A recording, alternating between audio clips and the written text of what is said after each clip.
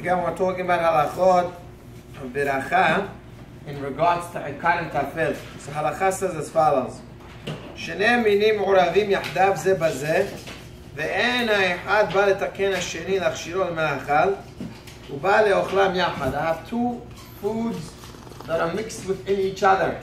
Many times, we talked about over here ingredients that are put into foods, and you put in all kinds of different ingredients inside the food, and now you have the product after everything is all said and done. What beracha do you make?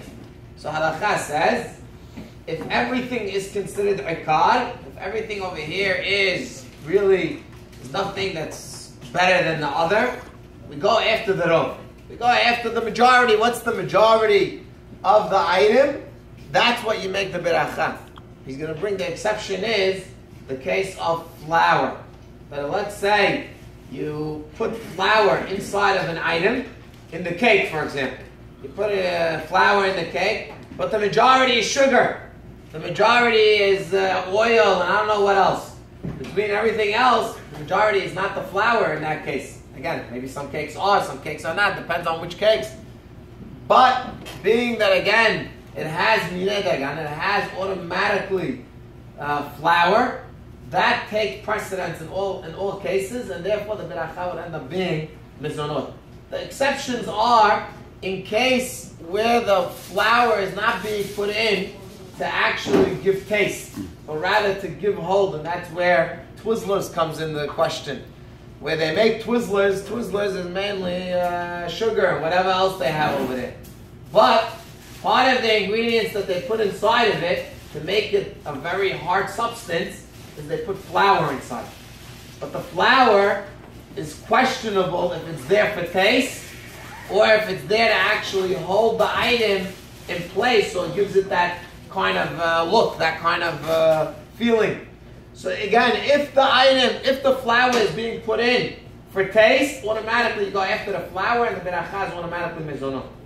If the flour that's being put in is just to hold it, sometimes cheesecakes, they put in flour inside, but it's really not there. The flour is not there for the actual taste, rather to hold it, so this way there can be some kind of, bottom to the cheesecake, so this way you can hold it with that, but the cake on the bottom is not really the ikar, that's really tafel, just there to hold it in one piece. So in such a case, you don't make the beracha on the flour, rather you make the beracha again on the item, which is the ikar over here. The cheesecake would be the cheese, or the Twizzler would be the sugar, or whatever it is, and you'd make the beracha on again, shehakol. However, again, in other cases, we mainly go after what's the rov. What's considered the most amount, that's the beracha. And therefore, many times we look in cereals, that's to be able to determine the beracha. Many times you look at the ingredients of the cereal to see what's inside of this cereal. What's it being made out of? If there's flour inside, even if it's not ingredient number one on the list, you could rest assured it's mezonot, because in most cases it's there for taste.